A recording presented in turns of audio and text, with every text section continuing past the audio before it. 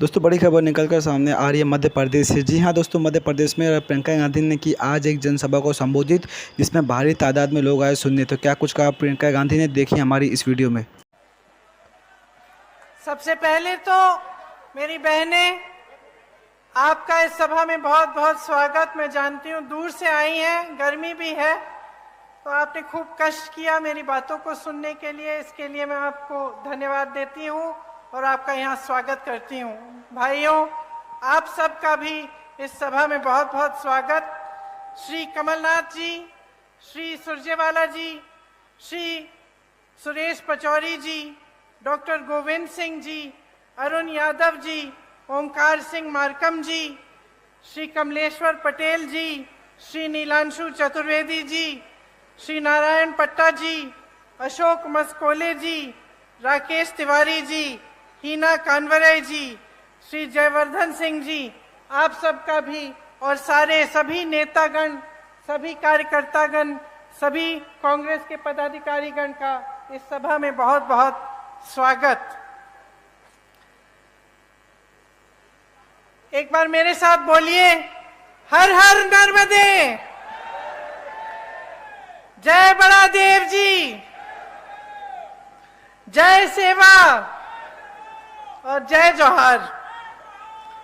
ये महाकौशल की भूमि है, आदिवासी संस्कृति, आप सबकी संस्कृति का ये आंगन है। इस धरती को मेरा बहुत बहुत प्रणाम। क्रांति दूत शंकर शाह जी, श्री रघुनाथ शाह जी, श्री हृदय शाह जी, श्री दलपत शाह जी, श्री टंटिया मामा जी, रानी दुर्गावती जी, रानी अहिल्याबाई जी, अवंतीबाई लोधी जी और रानी फूल कुंवर जी को मेरा नमन। ये एक ऐसी धरती है जहां इतने सारे वीर, इतने सारे महापुरुष रहे हैं। यहाँ आपकी एक बहुत खास संस्कृति है। आते वक्त मैं सोच रही थी कितनी सुंदर, प्राचीन और अनूठी संस्कृति है आपकी।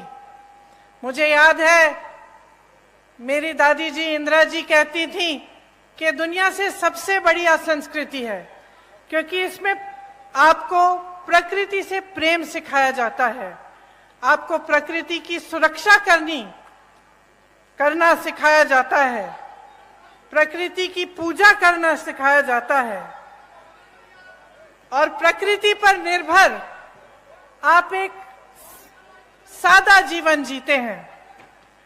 अथक मेहनत करते हैं, परिश्रम करते हैं, कर्मठता के आपके असूल हैं और पारंपरिक हुनर और कौशल के सहारे आप अपना जीवन चलाते हैं। साथ साथ प्रकृति को आप समृद्ध रखते हैं और मजबूत रखते हैं। देखिए, मैं अभी मणिया चौगान में गई थी। वहां पे मैंने पहली बार देखा ऐसी जगह को, और आप सबकी श्रद्धा उस जगह से जुड़ी है, वहां पे आपकी आस्था जुड़ी है। आदिवासी आस्था के गौरव का केंद्र है। मैं वहां गई तो मुझे बताया गया कि जो आपकी पगड़ी है, इससे आपका सम्मान जुड़ा हुआ है।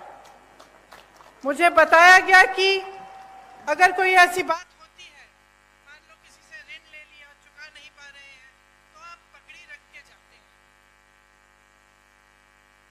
तो ये बात मेरे मन में आई कि जब हम यहाँ चुनाव के समय आते हैं और हम आप सब से बड़े बड़े वादे करके जाते हैं और कहते हैं कि हम ये करेंगे, घोषणाएं करते हैं, तो एक तरह से हम अपनी पगड़ी आपके सामने रखते हैं।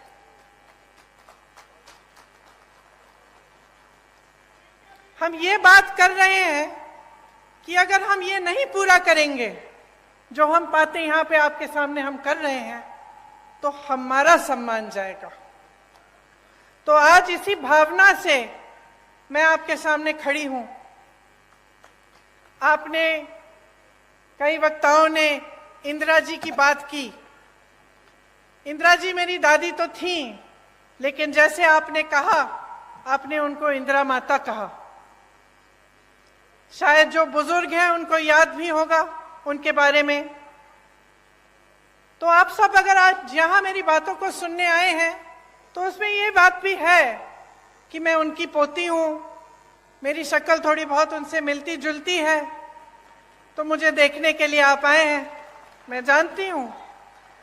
लेकिन एक बहुत गहरी बात भी है जो सिर्फ मेरी शक्ल, उनकी पोती होने के नाते नहीं है, और वो गहरी बात ये है कि आपको इंदिरा जी में भरोसा था।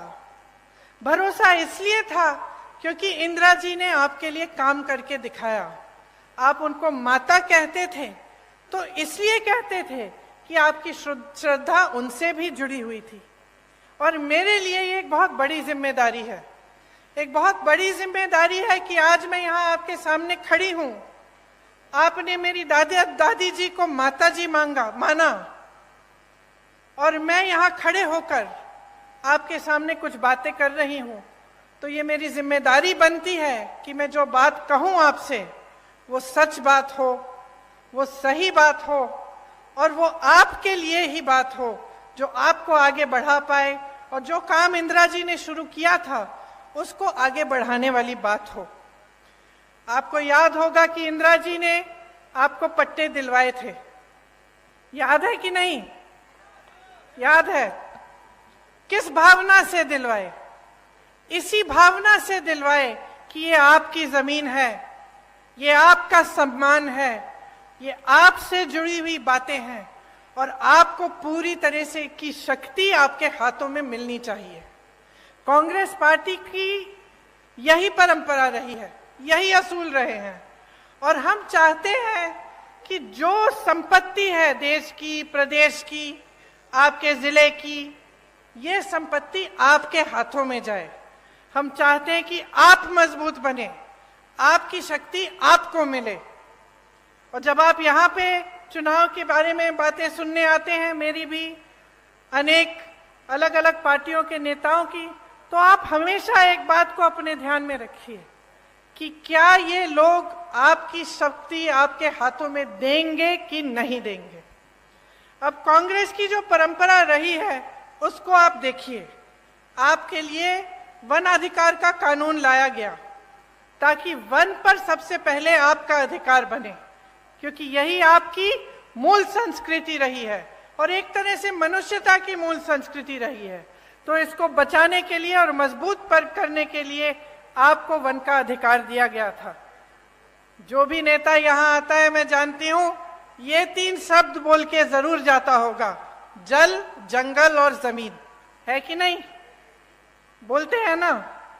लेकिन इसके नीचे क्या अर्थ है, इसको समझना बहुत जरूरी है। क्या नेता गहराई से बोल रहा है या आपके सामने एक जुमला बना के छोड़ दिया है? आपको मालूम होगा कि कांग्रेस की सरकार ने आपको ये वन अधिकार दिलाकर जल, जंगल और जमीन पर आपको अपना अधिकार लौटाया। मनरेगा लाए, मनरेगा से ग्रामीण रोजगार बने। जो पलायन की बात कमलनाथ जी ने की, पलायन किस लिए होता है? पलायन इसलिए होता है जब ग्रामीण रोजगार नहीं बनता, जब आपके इलाके में, आपके गांव में, आपके जिले में रोजगार नहीं मिलता, तभी तो बच्चा सोचता है कि घर छोड़ के बड़ी शहर में नौकरी ढूंढेगा, क्योंकि यहाँ नहीं मिल रही है। तो मनरेगा किस लिए बनाया गया था? आपको मजबूत बनाने के लिए, ताकि आपको रोजगार गांव में मिले, ताकि आपको पलायन करना नहीं पड़े। आज पलायन बहुत बड़ी समस्या है यहाँ की। भोजन का अधिकार का कानून मिला आपको, इससे आपके बच्चों को जो भोजन का अधिकार है वो दिया गया कि सरकार की जिम्मेदारी बनती है कि आपको भोजन मिलना है। पंचायत व्यवस्था को कांग्रेस की सरकारों ने मजबूत किया। जो पैसा पंचायत को आना चाहिए था वो आया। पंचायत में जो निर्णय लेने चाहिए थे कि आपके यहाँ कुछ काम कराना है या कोई समस्या है उसको सुलझाने के लिए वो पंचायत में ही लिया जाए, ये कांग्रेस की सोच थी। इन सब चीजों से आपके हाथ मजबूत हुए।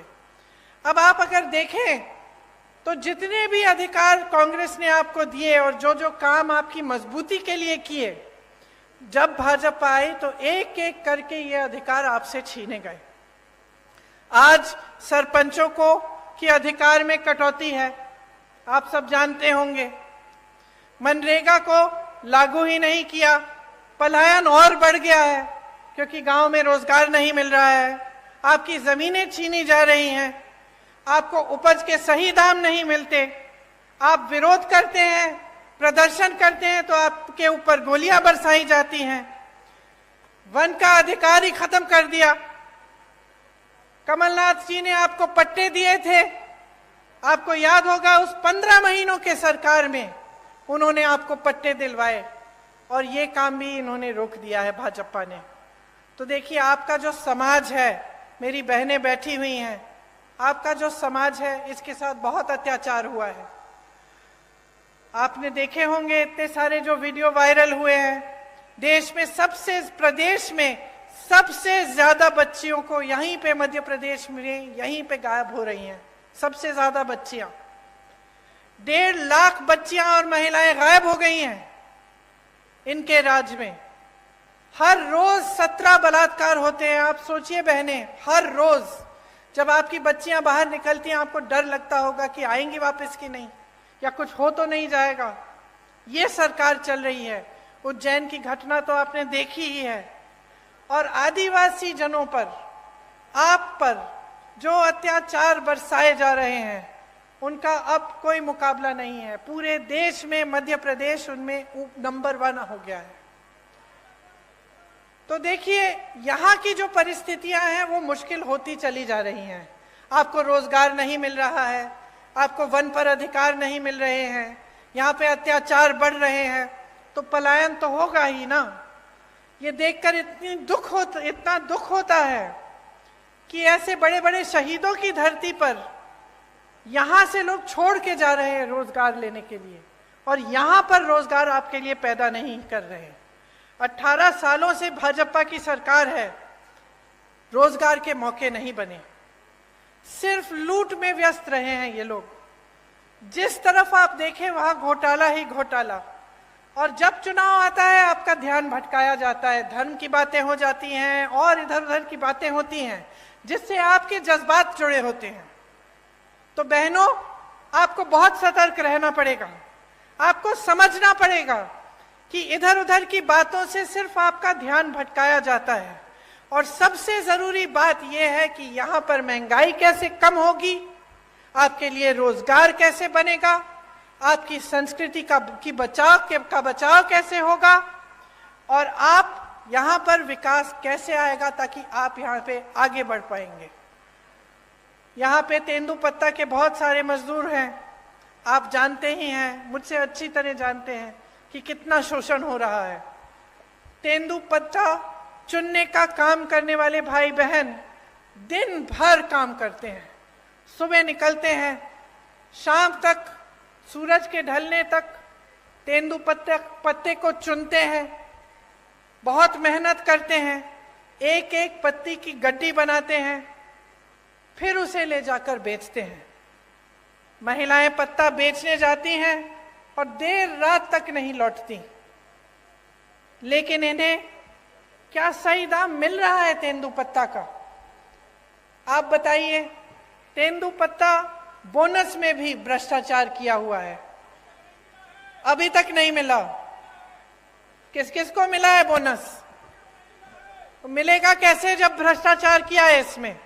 आप सोचिए, हर जगह भ्रष्टाचार कर रहे हैं। आपकी महिलाएं जाके तेंदुपत्ता रोज उसका काम करती हैं, उसको चुनने का काम करती हैं, सुबह से शाम तक काम करती हैं, रात को घर आती हैं, और बोनस में ये भ्रष्टाचार करते हैं, पैसे ये बनाते हैं, आपको सही दाम नहीं मिलता। आपको मालूम है कि छत्तीसगढ़ में 4,000 रुपए मिलता है तेंदुपत्ता का दाम।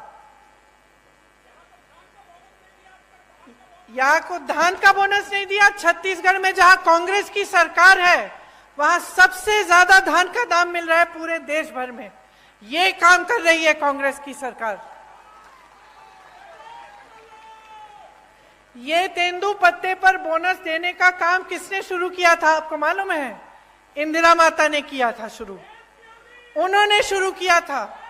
जब वो यहाँ आई और उन्होंने देखा कि यहाँ की महिलाएं इतनी मेहनत कर रही हैं तो उनको लगा कि आपकी मदद होनी चाहिए। आज बोनस का पैसा जैसे आप कह रहे हैं नहीं मिलता है। आपको चप्पल दे रहे हैं, छाते दे रहे हैं, जूते दे रहे हैं, बोनस का पैसा नहीं दे रहे हैं। उसमें कमीशन होगा। ठीक है, सही बात कह रहे हैं आप, बिल्कुल। लेकिन आपके सम्मान की क्या बात है? आपके सम्मान की क्या बात है? क्या जूता, चप्पल, छाते से आपका सम्मान जुड़ा है? आप मेहनत करते हैं, क्या आपको अपनी मेहनत की कमाई नहीं मिलनी चाहिए? क्या आपकी मेहनत में आपका सम्मान नहीं है? तो ये जो है, ये सोच है ना, इसी के बारे में आपको बताना चाहती हूं। एक तरफ कांग्रेस की सोच, आपकी सम्मान, आपका सम्मान, आपकी संस्कृति, आपकी परंपराएं को आगे बढ़ाने वाली सोच, और उसके बारे में मैं और बताऊंगी आपको कि कैसे छत्तीसगढ़ जैसे प्रदेश में कैसे कैसे काम हो रहे हैं। और दूसरी तरफ भाजपा की सोच जो है कि जब आप सत्ता में हैं कुछ नहीं करें, जनता को आगे बढ़ाने का काम नहीं करें, भ्रष्टाचार करते जाएं, जहां पे आपको मौका मिला वहां हाथ मार लिया, पैसे लूट लिए, काम नहीं किया।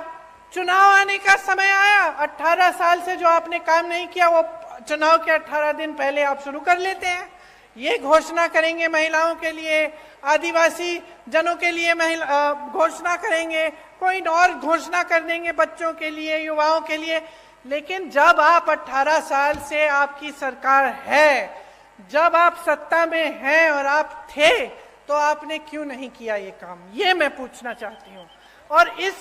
और मैं चाहती हूं कि आप सबका ध्यान इसी तरफ आकर्षित हो। आपको आपकी सम्मान की कमाई मिलनी चाहिए। ये जो इन्होंने चप्पल, जूते, छातों की बात की है ना, इसको बंद कराइए। देखिए, थोक में खरीदते हैं, आपको एक जोड़ी चप्पल पकड़ा देते हैं, आपका कौन सा साइज है नहीं है वो भी नहीं मालूम, ऐसे ही पकड़ा देते हैं और सोचते हैं कि ये चप्पल, ये जूते, ये छाते आपको पकड़ाने से आप चुप हो जाएंगे और अपना बोनस नहीं मांगेंगे। इतना भी आदर नहीं करते आपकी मेहनत का। ये आपकी मेहनत की कमाई है, आपका अधिकार है। आपको बोनस मिलना चाहिए और आपको तेंदुपत्ता का सही दाम मिलना चाहिए। अब मैंने छत्तीसगढ़ की बात की। मैंने छत्तीसगढ़ की इसलिए बात की, बहनों सुन लो, क्योंकि छत्तीसगढ़ में कांग्रेस की सरकार है। अभी अभी कुछ दिनों पहले मैं बस्तर गई थी, जहां पे आपकी तरह, यहाँ की तरह आदिवासी संस्कृति है, आदिवासी बहन भाई रहते हैं। तो वहां जो कांग्रेस की सरकार है, सबसे पहले तो आज के दिन तेंदुपत्ता के लिए वहां पे 4,000 रुपए मिल रहे हैं पर बोरा, प्रति बोरा। आदिवासी क्षेत्र को उन्होंने एक ब्रांड बना दिया है, मतलब पूरी दुनिया में जाना जाता है बस्तर की ये आदिवासी क्षेत्र है, एक ब्रांड है। वहां पे बड़े बड़े मिलेट के प्रोडक्शन के प्लांट लगा दिए हैं ताकि वहां की जो उपज है उसमें से ऐसी ऐसी चीजें बनी जो पूरी दुनिया में, पूरे देश भर में पहुंच सके। वहां कोदा, कुटकी, रागी, ज्वार जो उगता है उसमें से ऐसी ऐसी चीजें बनाई हैं जो दिल्ली की बड़ी बड़ी दुकानों में बिक रही हैं। अच्छा, वहां इंग्लिश मीडियम स्कूल खोले हैं अपने आदिवासी बहन भाइयों के लिए। वहां की ये नीति है कि आदिवासी पाठशालाएं बनाई हैं जिसमें आपकी संस्कृति सिखाई जाती है। गौठान में रोजगार बनाए हैं ताकि जो मेरी बहनें हैं, मैं आपको बताना चाहती हूं, जो काम कांग्रेस की सरकार ने छत्तीसगढ़ में किया, मैं गई थी काम को देखने के लिए। वहां मैं कुछ महिलाओं से मिली। वहां जो स्वयं सेवा समूह है उनके गौठान है, और मैंने पूछा कितना कमा रही हो बहन? पता है क्या जवाब मिला? 1 लाख से 6 लाख रुपए बहनें कमा रही हैं गौठान चला के। तो क्या आप नहीं चाहेंगे कि आपके प्रदेश में भी एक ऐसी सरकार आए जो आपको समझे और ये समझे कि आपकी ज़रूरतें क्या हैं। गौठान बनाएंगे या इसमें से हम कैसे कैसे काम करा सकते हैं, कहाँ कहाँ रोजगार पैदा हो सकता है बहनों के लिए, भाइयों के लिए, कैसे ऐसे वन के उपज हैं जिनको हम आगे बढ़ा सकते हैं। आपको पता नहीं होगा, छत्तीसगढ़ में 60 से ज्यादा वन उपज को समर्थन मूल्य दिया जाता है, मतलब कि उसका दाम आपको मिलता है। यहाँ तो आपको एक तेंदुपत्ता का नहीं मिल रहा है, वहां 67 वन उपज के लिए आपको सही दाम मिलता है। तो आप सोचिए कि अगर आप सही सरकार चुनते हैं और आप सही पार्टी को वोट देते हैं, जिसके नेता आपको गुमराह करने के लिए काम नहीं करते, आपको आगे बढ़ाने के लिए काम करते हैं, तो कितनी तरक्की आ सकती है आपके जीवन में। आप में हुनर है, हमारी बहनें गुलदस्ता बनाती हो, खिलौने बनाते हो, पेंटिंग बनाते हो, मूर्तियां बनाते हो, हुनर है ना, कला है और आपकी अपनी है। अब इसको लेकर अगर देश भर में, दुनिया भर में आप इसको भेज सकते हैं और इसके जरिए आप कमा सकते हैं, तो आपके लिए कितना अच्छा होगा। और यही काम हमारी सरकारें करके दिखा रही हैं, छत्तीसगढ़ में कर रही हैं, राजस्थान में कर रही हैं। आपका सम्मान देश भर, दुनिया भर में फैलता है और बनता है। यहाँ भी हम चाहते हैं कि अगर सरकार आएगी तो ये एक घोषणा है कि मैं करने जा रही हूँ कि तेंदुपत्ता के लिए प्रति बोरा 4,000 रुपए यहाँ पे भी आपको दिलवाया जाएगा। और जैसे छत्तीसगढ़ में पेसा कानून लागू किया है, उस तरह से यहाँ पे भी पेसा कानून लागू होगा। आपने तो देखा होगा कि आज मध्य प्रदेश में कैसी सरकार चल रही है। मेरे ख्याल से 225 महीनों की सरकार है और 250 घोटाले हैं। 18 साल से सरकार चल रही है, 22,000 घोषणाएं की हैं। मंडला जबलपुर की जो सड़क है 10 साल से बन रही है, 10 साल से। पहले 4 लेन की बन रही थी, अब 2 लेन की बन रही है, लेकिन 10 सालों में बना नहीं पाए। वही मैं कह रही हूं, ढंग से नहीं बनी है। आप आ जाइए ना मंच पे।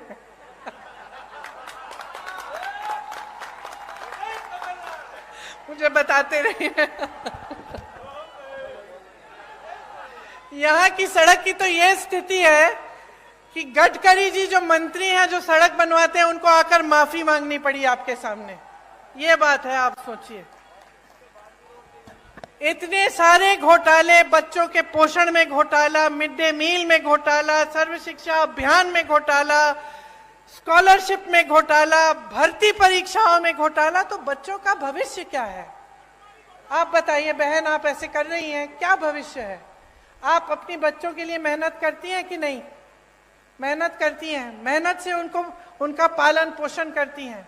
तमाम दुनिया भर की समस्याएं होती है, लेकिन माँ बाप क्या चाहते हैं कि बच्चों की परवरिश ठीक ढंग से हो, बच्चे आगे बढ़े। लेकिन आपको अंधकार ही अंधकार दिख रहा है। जब आपके स्कूल में पोषण पर घोटाला हो रहा है, जब स्कॉलरशिप पे घोटाला है, जब भर्ती की परीक्षाओं में घोटाला है, तो बेचारा नौजवान करे क्या? स्कूल करता है, पढ़ाई करता है, अच्छे अच्छे अंक भी लाता है, आगे जाकर फीस भरता है, ट्यूशन करेगा, भर्ती परीक्षा के लिए तैयारी करेगा बेचारा। माँ बाप कभी कभी घर से बाहर भी भेज देते हैं, दूर कहीं पे ट्यूशन सेंटर में, किसी शहर के अंदर की, जा बेटा पढ़ ले, अच्छा भविष्य बनेगा। और फिर क्या होता है? उसमें घोटाला हो जाता है, हर स्तर पर घोटाला। तो बेचारा परीक्षा देता है, परीक्षा में पास भी हो जाता है, लेकिन नियुक्ति नहीं होती, क्योंकि घोटाला हो जाता है, सब कुछ बंद हो जाता है। तो जब अगली पीढ़ी, आने वाली पीढ़ी के लिए भी कुछ भविष्य में दिख नहीं रहा है, उम्मीद ही नहीं रही, तो आगे कैसे बढ़ पाओगे? आपका विकास कैसे हो पाएगा? सबसे बड़ा व्यापम का जो घोटाला हुआ यहाँ, पता नहीं कितने लोग मर गए उसमें, किसी ने इंक्वायरी, जांच तक भी नहीं कराई। और वही सरकार चली जा रही है। मां नर्मदा पे घोटाला, महाकाल में घोटाला, मंदिर में जो मूर्तियां लगाई हैं उस पर भी घोटाला। तो थक नहीं गए हो आप? थक गए हो ना? क्योंकि आखिर देखिए, जो नेता होते हैं राजनीति में आते हैं किस लिए आते हैं? ज्यादातर तो ये भावना रख के आते हैं कि कुछ सेवा करेंगे, आपको आगे बढ़ाएंगे, और आपको भी उनसे कुछ उम्मीद रहती है कि ठीक है, ये मेरे गांव का एक नेता है और मेरे लिए करेगा, है कि नहीं? लेकिन जब आपको दिखता है कि चाहे कुछ भी मंच पे आकर कुछ भी कह रहे हैं, आपको कुछ भी कहानियां सुना रहे हैं, लेकिन सच्चाई इनकी कुछ और है। जब आपको दिख रहा है कि सालों से, 10 सालों से आपकी सड़क नहीं बन पा रही है, जब आपको दिख रहा है कि यहाँ नर्मदा मैया में घोटाला हो रहा है, आपके बच्चे आगे बढ़ नहीं पा रहे हैं, यहाँ से पलायन करके चले जा रहे हैं बड़े बड़े शहरों में भटकते हुए नौकरी ढूंढने के लिए, तो क्या आप नहीं सोचते कि बहुत हो गया है, कि अब सरकार बदलने का समय आ गया है? जिन्होंने भ्रष्टाचार किया है उनको सबक सिखाने का समय आ गया है, और एक ऐसी सरकार लाने का समय आ गया है जो आपके लिए काम करे। मैं तो ये भी नहीं कह रही हूं कि मेरी बातों पर चलो, अपना अनुभव होगा ना आपका। अब आप बताओ, आपके जीवन में तरक्की आई है क्या इन सालों में? जो छोटे दुकानदार हैं, छोटे उद्योगपति हैं, क्या आपका बिजनेस बढ़ा है? नहीं बढ़ा। जो किसान बैठे हैं उनकी खेती, क्या उससे खेती से उम्मीद रख सकते हैं कि उनको सहायता मिलेगी सरकार की, कि रोजगार बनेंगे और मजबूत, कि कमाई अच्छी होगी? क्या उम्मीद रखते हो आप? और महंगाई कितनी बढ़ी है आप बताओ? महंगाई को कम करने का काम किया है इन्होंने? नहीं किया। आज देखिए क्या कह रहे हैं आपको, कि आपको सिलेंडर देंगे 500 रुपए में, कह रहे हैं। अच्छा बहनों, आप में से कितनों के नाम में सिलेंडर है आज? नहीं है ना? परिवार के नाम में होगा सिलेंडर। अब जब आप सिलेंडर लेने जाती हैं तो क्या होता है? आप सोचती हैं कि चलिए अपने नाम में बदलवा दें, क्योंकि उन्होंने कहा है सिर्फ महिलाओं को मिलेगा। आप सोचती हैं कि चलो परिवार का सिलेंडर है, अपने नाम में डलवा दें। और जब डलवाने के लिए जाते हैं तो कितना मांगते हैं आपसे? 4000 रुपए। तो पहले कहते हैं कि आपको मुफ्त में से, मतलब आपको 500 रुपए में सिलेंडर दे रहे हैं, ठीक है। उनको अच्छी तरह मालूम है कि ज्यादातर परिवारों का सिलेंडर महिलाओं के नाम नहीं है। फिर आप जब बदलने जाते हैं तो आपसे 4000 रुपए मांगते हैं। और इसके ऊपर भी सोचिए, देखिए कांग्रेस की जब सरकार थी आपको 60 रुपए में राशन मिलता था कि नहीं मिलता था? और 425 रुपए में सिलेंडर मिलता था। इसका मतलब है कि 485 रुपए में आपको राशन भी मिल जाता था, सिलेंडर भी मिल जाता था। सच बात है। अब इन्होंने आपसे कहा कि चलो सिलेंडर हम आपको 500 में दे देते हैं, राशन आपको मुफ्त दे रहे हैं, ठीक है। और सिलेंडर आज तक, जब तक इन्होंने 500 की बात की, इतने सालों से इनकी सरकार चल रही थी, तो आपको कितने का मिलता था? 1125 रुपए का। तो हम दे रहे थे आपको 485 रुपए में सिलेंडर और राशन। इनके मुफ्त के राशन के साथ आपको 1125 में सिलेंडर मिल रहा था। तो नुकसान किसका हो रहा था? तो इन्होंने तो मार्केटिंग अच्छी कर ली, अभी भी कर रहे हैं। महिलाओं को 500 में सिलेंडर मिल जाएगा, मुफ्त में आपको राशन मिल रहा है, लेकिन असलियत क्या है इसको पहचानो। नुकसान अभी भी आपका हो रहा है। देखिए आपके बच्चे बीमार पड़ते हैं, दवाई खरीदनी पड़ती है, दुकान जाते हो, महंगी महंगी दवाइयाँ, दवाई पे जीएसटी है। आपके छत में से पानी गिर रहा है, छत को ठीक करना है, सीमेंट, कुछ भी आपको जिस चीज का इस्तेमाल करना होता है वो महंगा हो गया है, उस पे जीएसटी है। मेरे किसान भाई बहन, डीजल पे, पेट्रोल महंगा, डीजल महंगा, जो भी आप इस्तेमाल करते हैं उस पे जीएसटी है। तो कैसे गुजारा कर रहे हैं? कभी मैं सोचती हूँ, मुझे समझ में ही नहीं आ रहा आप गुजारा कैसे कर पा रहे हो। एक तरफ रोजगार बंद है, बना ही नहीं रहे हैं। जहां से बनते थे बड़े बड़े पीएसयू, वो तो सारे इन्होंने अपने बड़े बड़े दोस्तों को बेच दिए। छोटे उद्योगों से रोजगार बनते थे, खेती से बनते थे, सब बंद कर दिया। मनरेगा बंद कर दिया, ग्रामीण रोजगार बंद कर दिया। छोटे छोटे उद्योग दुकानदार इतने त्रस्त और परेशान है, खुद कमा नहीं पा रहे हैं, रोजगार कहां देंगे? एक तरफ रोजगार बंद, दूसरी तरफ महंगाई इतनी बढ़ चुकी है, ऊपर से अत्याचार लादे जा रहे हैं आप पे, तो आप गुजारा कैसे करते हैं? आप सुबह जब उठते हैं तो कैसे सोचते हैं कि चलो एक और दिन हम निकाल लेते हैं, चलते हम तेंदुपत्ते को चुनने के लिए, शायद कुछ कमाई हो जाए? क्या ये सही है जो आपके साथ हो रहा है? क्या ये सही है? जोर से बोलो। सही नहीं है, क्योंकि हम सब जो यहां खड़े हैं आपकी वजह से खड़े हैं।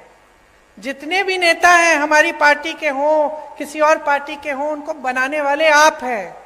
आप सत्ता नहीं दोगे ना, आप वोट नहीं दोगे, तो हिम्मत है किसी की इस स्टेज पे आने की, इस मंच पे खड़े होने की?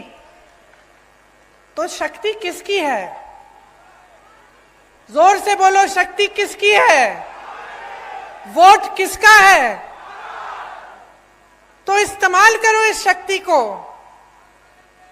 आंख मत बंद करो, जागरूक बनो, अपनी शक्ति को समझो, इसे पहचानो। ये जो खेल खेले जाते हैं आपके साथ, इनको देखो, कितने पद खाली हैं इस सरकार में। आप कहीं भी किसी भी स्तर पर देखिए, पद खाली पड़े हैं, लेकिन यहाँ के नौजवान बेरोजगार हैं।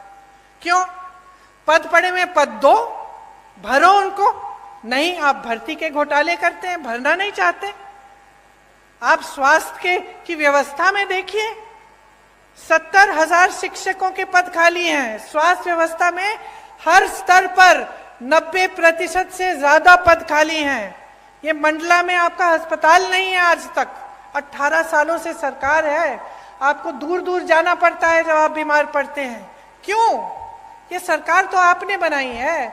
जैसे मैंने कहा, सत्ता आपने दी है, वोट आपका था, तो अब जिम्मेदारी भी तो आपकी बनती है। मैंने कहा, मैं इंदिरा जी की पोती हूं, एक बहुत बड़ी जिम्मेदारी है कि मैं आपके सामने सच बोलूं, कि मैं जो बातें करूं वो बातें करके भूल न जाऊं। लेकिन आपकी भी बहुत बड़ी जिम्मेदारी है। आपके भी पूर्वज इस देश के लिए शहीद हुए। जब मैं यहां आई, जब मैंने अपना भाषण शुरू किया, तो कितने नाम लिए। ये किसके पूर्वज थे? आपके पूर्वज। इन्होंने इस देश के लिए, आपकी धरती के लिए लड़ाई की, आजादी की लड़ाई लड़ी, तो उनके प्रति भी आपकी जिम्मेदारी बनती है ना, अपनी संस्कृति, अपनी परंपराओं के प्रति। और सबसे बड़ी जिम्मेदारी क्या है? कि आप ऐसी सरकार चुने जो आपके देश प्रदेश में विकास लाए और आपके लिए दिन रात काम करे। अगर यहाँ अस्पताल नहीं है तो इनकी हिम्मत नहीं होनी चाहिए थी आपके सामने आने की, कि 18 साल से सरकार चला रहे हैं, 10 सालों से सड़क नहीं बना पाए, 18 सालों से यहाँ अस्पताल नहीं बना पाए। आज पूरे प्रदेश में सीएचसी में एक भी आंख का डॉक्टर नहीं है। जब आंख की बीमारी होती है कहाँ जाते हो? प्राइवेट में जाना पड़ता है। ठीक है, जाओ प्राइवेट में, लेकिन पैसे ही नहीं कमा रहे हो, कमाने के मौके नहीं मिल रहे हैं, कमाई नहीं हो रही है, महंगाई बढ़ रही है, तो कहाँ प्राइवेट में जाओगे इलाज कराने के लिए? किसी ने सोची है ये बातें? तो ये देखिए, अगर एक सही सरकार होती है, उसकी सही नियत होती है, तो बहुत कुछ हो सकता है। आपने सुना होगा, राजस्थान के किसी भी राजस्थान के वासी से पूछिए, वहां चिरंजीवी योजना है, कांग्रेस की सरकार है। चिरंजीवी योजना में 25 लाख तक आपका इलाज मुफ्त सरकार कराती है। मैं तो हार्ट पेशेंट से मिली हूं वहां, कि उनकी पूरी हार्ट की सर्जरी, दिल की सर्जरी की है, और सरकार ने पूरे पैसे भरे उसके लिए, 15 लाख रुपए। इसी तरह से छत्तीसगढ़ में भी ऐसी योजनाएं हैं जिससे इलाज मुफ्त हो रहा है। मैं एक बच्चे से मिली, उसको एक खून की बीमारी थी, उसके पिताजी हाथ जोड़ के कह रहे थे कि कांग्रेस की सरकार ने इसका पूरा इलाज कर दिया है। रोजगार बनाने का काम सरकार की जिम्मेदारी होती है, नौजवानों का जो भविष्य है वो सरकार की जिम्मेदारी है। आपने सुना होगा कि हम बार बार कहते हैं कि जाति जनगणना होनी चाहिए, इससे पता चलेगा कि ओबीसी के कितने लोग हैं, दलित के कितने लोग हैं, अनुसूचित जनजाति के कितने लोग हैं इस देश में। और आप सोचिए कि भाजपा की जो देश में केंद्र में सरकार है इसके बारे में बात नहीं करना चाहती। अरे हम तो यही कह रहे हैं कि गिनती तो करो। हम ये मांग कर रहे हैं कि गिनती करो, हमें बताओ। आप सोचो, आपका बड़ा परिवार है, बड़ा घर है, बड़ा परिवार है, बहुत सारे बच्चे हैं। अगर आपको मालूम ही नहीं कि कितने लड़के हैं, कितनी लड़कियां हैं, कितने बच्चे स्कूल जाने लायक हैं, कितने बड़े हैं, छोटे हैं, तो आपको ये जो गिनती है ये करनी जरूरी होती है कि नहीं होती है? कि आप जा रहे हो दुकान, कुछ खरीदना चाहते हो उनके लिए, तो जानना तो जरूरी है ना कि बहुत बड़ा परिवार है भाई, वो चाचा जी के 3 बच्चे हैं और मामा जी के 4 बच्चे हैं। जरूरी है कि नहीं? घर में जरूरी होता है अगर बड़ा परिवार होता है या बड़ा गांव होता है।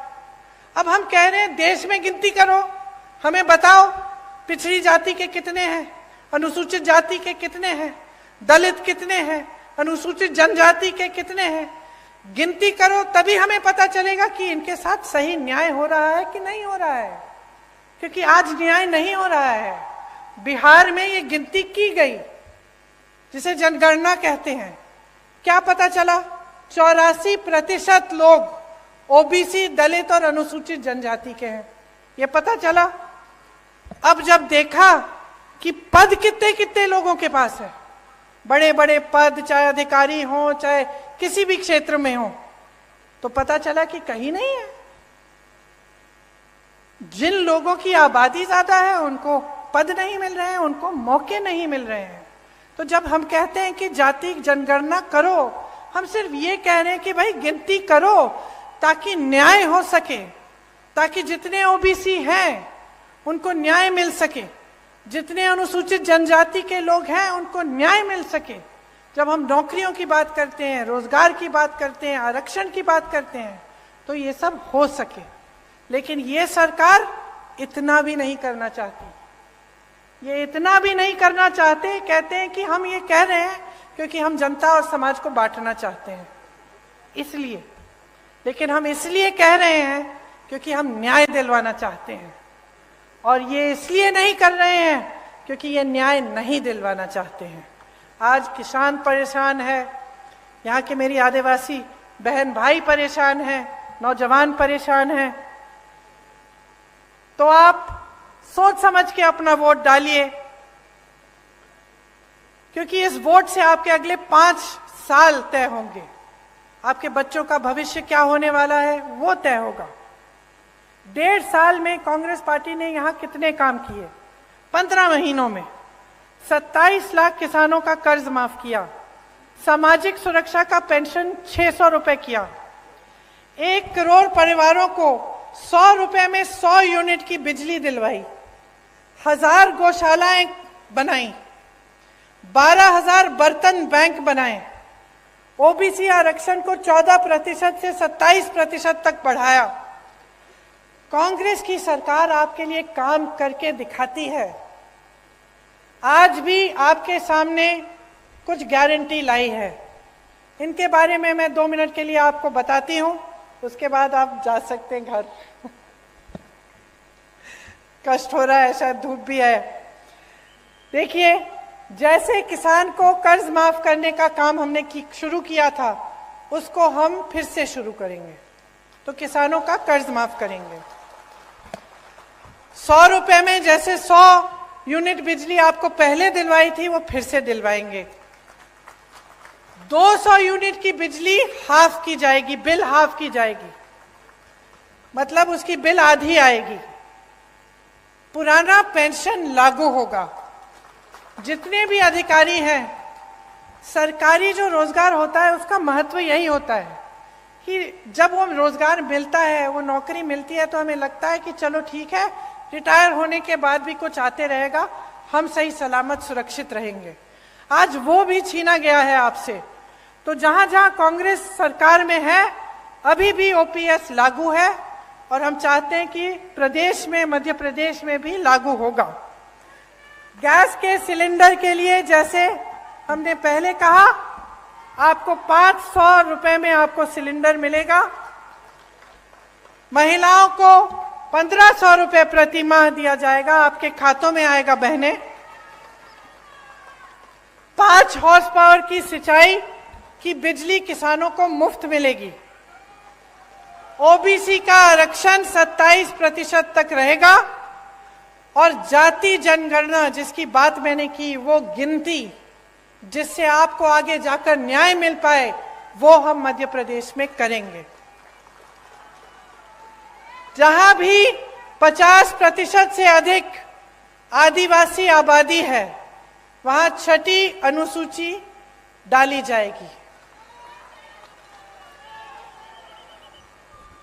अनुसूचित जाति और अनुसूचित जनजाति के खाली पड़े बैकलॉग पदों पर तत्काल उनको भरा जाएगा, जो पहले से खाली पड़े हैं। पीएम आवास योजना में जो शहर और देहात में आपको अलग अलग धनराशि मिलती है, तो शहर में आपको अगर घर बनाना हो या कुछ बनाना हो, वहां अलग धनराशि, गांव में आपको कम मिलती है। लेकिन सीमेंट, सरिया, बालू का दाम तो गांव में भी उतना होता है, बल्कि गांव में जब आपको ढुलाई करवानी पड़ती है तो आपको दूर जाना पड़ता है। तो एक तरह से आपको और भी दिक्कत होती है। तो हमने तय किया है कि जो पीएम आवास योजना में जितना शहर में मिलता है, उतना ही आपको गांव में धनराशि मिलेगी। देखिए, आपने पिछले चुनाव में, अच्छा एक और घोषणा है जो अभी अभी बताई गई मुझे, इसमें बच्चों की जो शिक्षा है, पहली कक्षा से लेकर 12वीं तक स्कूल की शिक्षा निशुल्क होगी। इस योजना का नाम रखा है पढ़ो और पढ़ाओ योजना। तो ये भी एक और घोषणा है। अब देखिए, पिछले चुनाव में आपने अपना जनादेश दिया। ये जनादेश क्या था? आपने कांग्रेस की सरकार चुनी। इसको धन आदेश के दम पर बदला गया। रिश्वत दी, हमारे विधायकों को खरीद लिया, कुछ लोग छोड़ के चले गए और एक नई सरकार बनी, भाजपा की सरकार बनी। अब आपने 3.5 सालों में इनकी नीयत देख ली है। क्या कह रहे हैं?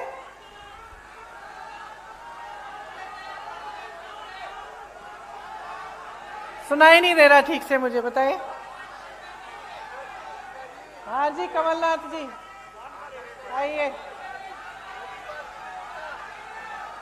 आप सब जानते हैं कि कांग्रेस की सरकार किसानों की हितैषी है। मैं यहां नहीं बोल रहा, पर मैं आपको एक आश्वासन दे सकता हूं कि आप निराश नहीं होंगे।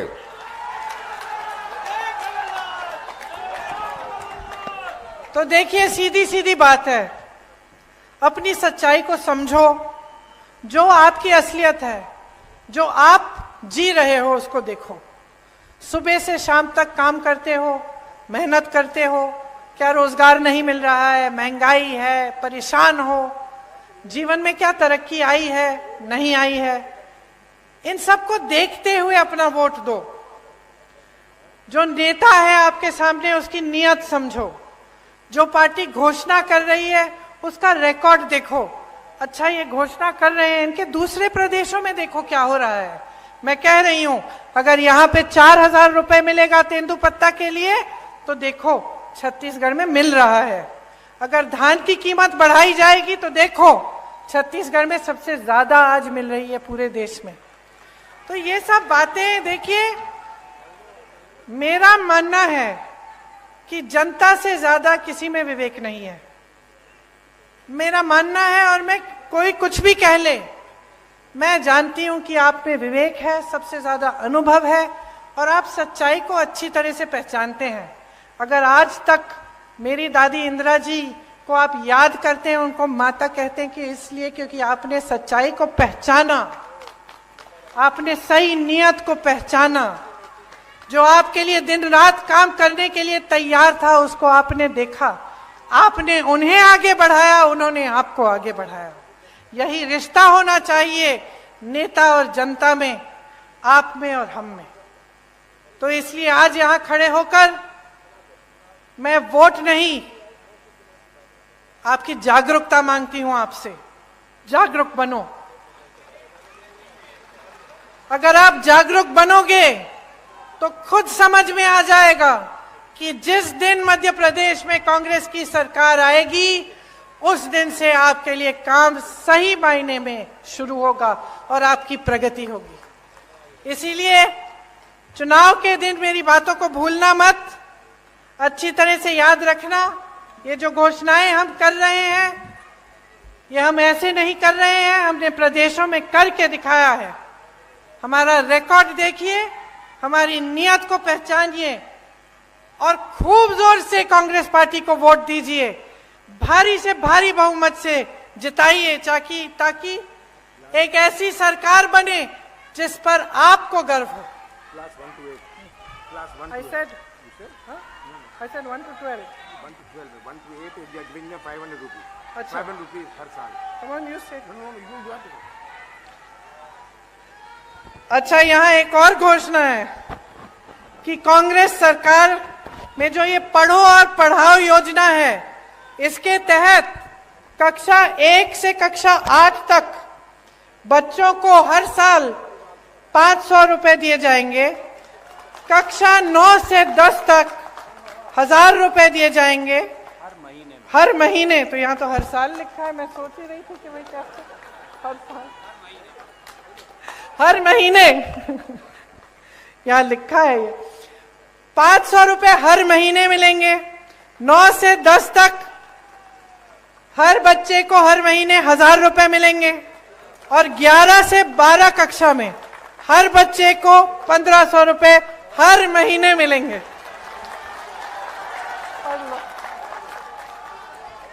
अच्छा, एक बार मेरे साथ कहिए, जय हिंद, जय हिंद, जय हिंद। धन्यवाद। दोस्तों इस वीडियो को देखकर आप समझ ही गए हो किस तरह से प्रियंका गांधी ने जमकर निशाना साधा बीजेपी के ऊपर। तो दोस्तों हमारे इस रिपोर्ट में आप प्रियंका गांधी को लेकर आपकी क्या राय है, नीचे कमेंट बॉक्स में जरूर अपनी राय बताएं। अगर वीडियो पसंद आई हो तो वीडियो को लाइक और शेयर जरूर करें। मिलता है अगली वीडियो में। Thanks for watching this video.